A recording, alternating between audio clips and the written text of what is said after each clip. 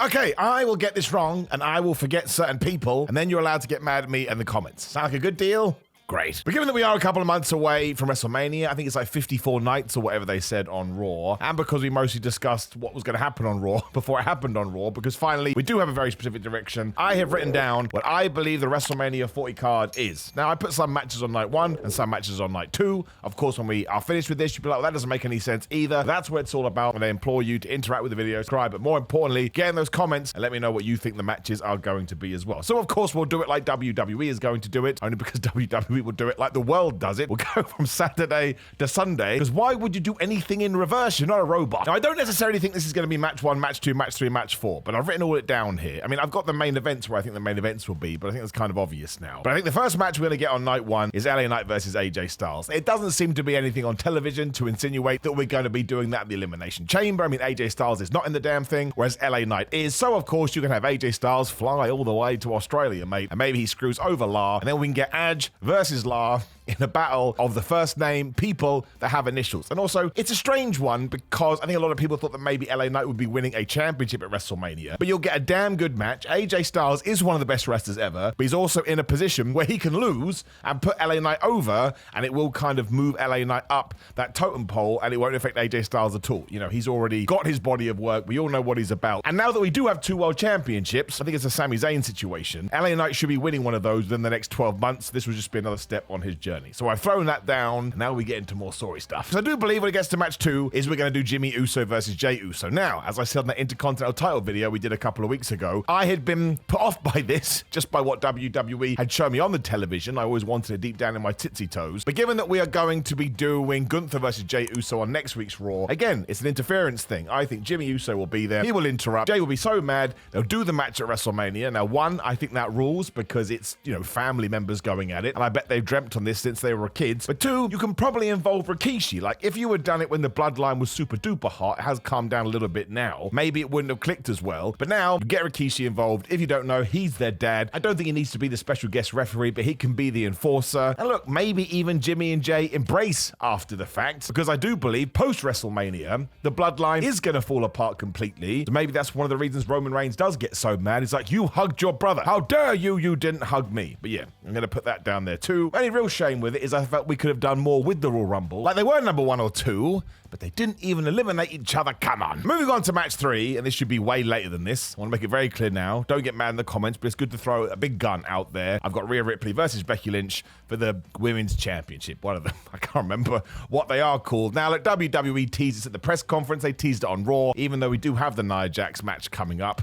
You wait until you see my Nia Jax match. I basically ran out of ideas, and I didn't know what to do, but we should absolutely do this. And if you do want to put this in the main event slot for night 1, I'm not going to argue, because I think when Becky Lynch does win the Elimination Chamber, which is my prediction, and we get into this properly, and we have those 6 weeks or 5 weeks, whatever it is of build, this is going to be pure fire. And getting ahead of myself here, I think Rhea Ripley should win as well, because nobody's going to see that coming. And look, you have night 2 of WrestleMania, so we can have some, oh my gosh, I can't believe it. And also Rhea Ripley is massively over either way. But I think this is a mega match, and I'm super duper excited about it. You don't have to overthink it. Apart from those crazy people on the internet goes, there's no story here. Why can't the story be 2 of the best women, screw that, 2 of the best wrestlers in the company want to fight over the championship? Wrestling's meant to be a sport. Everyone calm down. Moving on. Right, this is where it just gets way out of whack, but I just don't know what WWE is thinking, because it's so hard to figure out. But I have the women's tag team titles. This is so dumb. Even I think this. And I have the Kabuki Warriors versus Shayna Baszler and Zoe Stark versus Carter and Chance versus Indy Hartwell and Candice LeRae, because it just changes so much. I mean, really, I'm going to actually throw 2 more people in there as well. I should have done this. Why didn't I? Don't know. Versus Chelsea Green and Piper Niven. Now, Chelsea Green and Piper Niven have had all the opportunity to get the titles.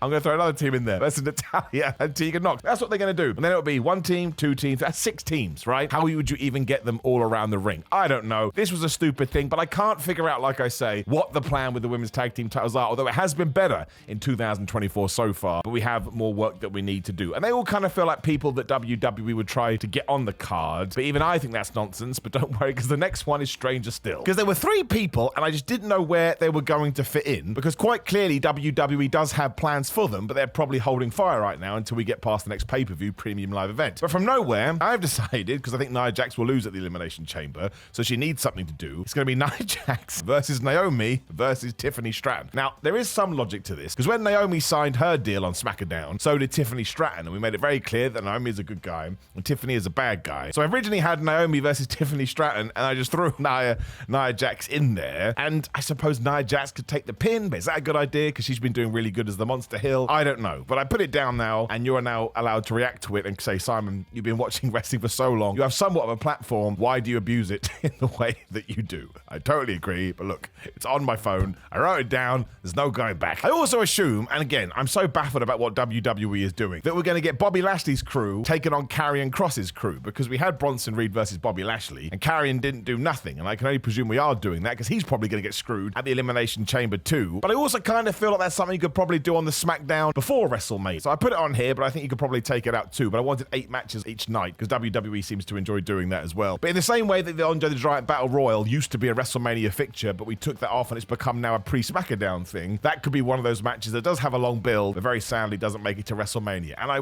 be honest with you, I like both groups, but there is just something missing, and I don't know whether they've kind of been built just to have a feud rather than sort of have the depth that a lot of other WWE stories do. However, it is there, and now we move on to my semi-main event and main event, although again, the match order's all over the place, but these two, I mean, it could be on a different night, but I'm pretty damn sure. Because yes, I've got down the Awesome Truth versus the Judgment Day for the tag team titles, and I believe, I'm not predicting results here, but I'll throw this in, that R-Truth and The Miz are going to win. I don't understand why people have such a problem with this. There's so much serious stuff in WWE at the moment, which is great. Give me something that makes me feel good in my tootsie toes, makes me feel warm and fuzzy in my tum-tum, and R-Truth has been amazing ever since he's come back, so I don't know why you wouldn't do this. Also, the Judgment Day have held on to those belts for a long-ass time. Obviously, Gunther has held his belt for a long-ass time, Roman Reigns, Rhea Ripley, etc., etc. Why can't we have two people win a championship, they hold it for 6 weeks, or to the next pay-per-view, premium live event, and then they lose it? So I actually think this would be a good device to tell people, oh, you don't know what's going to happen, but I'm 100% behind this. Tweeted this out earlier today, Simon of 316. R-Truth is my no repo man, which is a massive compliment coming from me, because he is proof you can do whatever you want in pro wrestling. As long as you commit, you'll make it work. And of course, after the big hoo-ha on Raw, I've got my main event of night one as The Rock and Roman Reigns versus Cody Rhodes and Seth Rollins. Although actually here, I've got The Rock and Roman versus Cody and Cody. Now, I'm sure WWE would love to do that, but cloning is hard, so Seth Rollins will be there instead. I'm not going to do any more predictions here, because again, I got a lot to say about this one. But if we're not going down the tag team route now, although I guess there is an out for this too, because obviously Cody was kind of assembling people like an Avenger on Raw. He talked to Sami Zayn, he talked to Seth Rollins, so I suppose that you could get Kevin Owens too, and everybody that the Bloodline dicked over goes and gets them on night 2. But I don't really know where else The Rock fits in. Listen, it was definitely meant to be The Rock versus Roman Reigns, but we pivoted, and I think that's a smart thing to do. But that tag match to me also feels like it does have so much gravitas to it, especially because then you can move into night 2, and it's almost like a cliffhanger,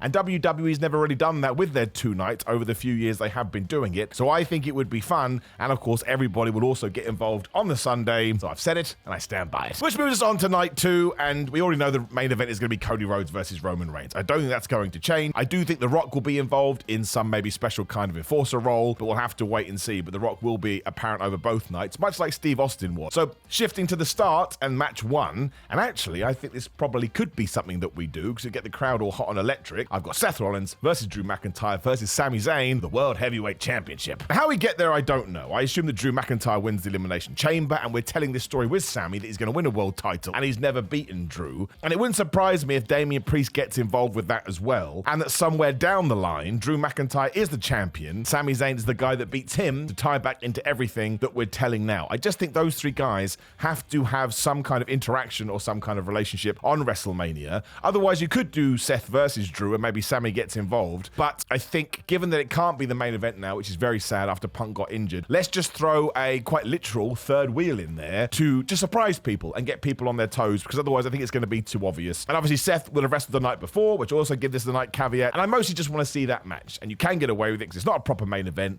so do a 3-way for the title. It just adds a little bit of extra spice. I'm also going to go with another obvious one, because it means I'm on a bit of a roll. Bayley versus Io Sky, the only match right now that is confirmed, and I'm breaking my own rule again here. I think Bayley's going to win that. I think she's going to get her WrestleMania moment. moment. I think it's going to be absolutely lovely jubbly, and she deserves that. It's a stupid thing to say because everybody works hard, but Bayley has always just been there and never really had her night in the sky. Shouldn't have said that because she's fighting Io Sky as a real stupid poetic thing to say. But once again, even if you told me that was going to main event night one, wouldn't be mad about it. Which brings me on to something that is so hard to figure out, which is Randy Orton's participation in WrestleMania. Now, I've got him taking on Solo Sikoa here, which is kind of dumb because he beat him in 5 minutes on SmackDown a month or so ago, but this ties into my idea about the corruption or the ending of the bloodline. If Randy Orton beats him again and we have everything with the Usos, it just gives Roman more fuel to be like, oh my gosh, can't believe it, Randy Orton beating again, you suck Solo, you suck Jimmy, you suck Jay, everybody sucks. Then we all turn on him and he is totally screwed after losing his championships. Now he's a sad panda and he goes away for a while. I'm not sure that's the best use of Solo Sikoa, but I do think he needs to be on this card. I do think he needs to be on a match, and Randy Orton needs to do something. And man, it's probably someone so obvious I am missing here,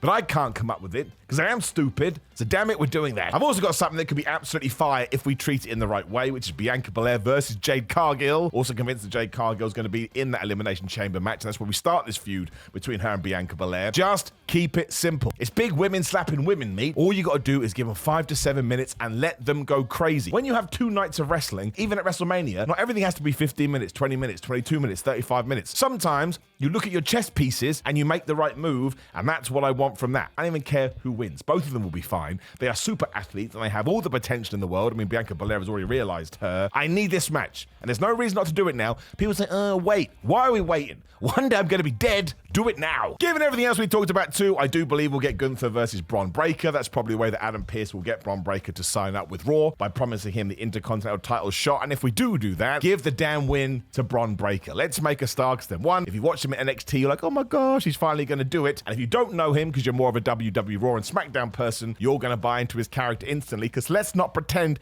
he's not super duper good. Some people seem to have forgotten about this. They think he's some guy that WWE wants to shove down our throats. He's not. They looked at him and went, he's got those Steiner genes, we gotta push him. Keeping with the mid-card titles too, again, one of these will probably happen on night one, now that I do look at it. Logan Paul versus Kevin Owens. The fact that I've now convinced myself that they're both going to be in the Elimination Chamber has convinced me that WWE is going to prolong this. Maybe because Kevin Owens is going to win at WrestleMania. Now that does give Logan Paul a decent 3-4 month reign, whatever it may be. And I also think that Kevin Owens could get involved in the main event if we are doing the Avengers storyline. If he's got a championship too, that would just be nice, and maybe Sammy has one as well. I mean, I doubt that, but you never do know. But it's the only way I could really fit those two onto the card, and of course they have to be on WrestleMania. If they're not, once again, what the flub are we doing? I mean, as far as I'm concerned, Kevin Owens fits into the Sami Zayn and whoever else I said category. LA Knight, I just remembered it. He should be a world champion again soon too. And I've thrown another one in there as well, although this could be moved around anywhere. New Day versus Imperium. We have to sort of blow that off at one point, although we could do that at Elimination Chamber. I'm getting way ahead of myself. But if you give it some kind of cool stipulation, I think you can break up the match card once again. Maybe you put them in a cage, maybe it's no holds barred or a no DQ or whatever the hell you want to do, and then we move on to Cody Rhodes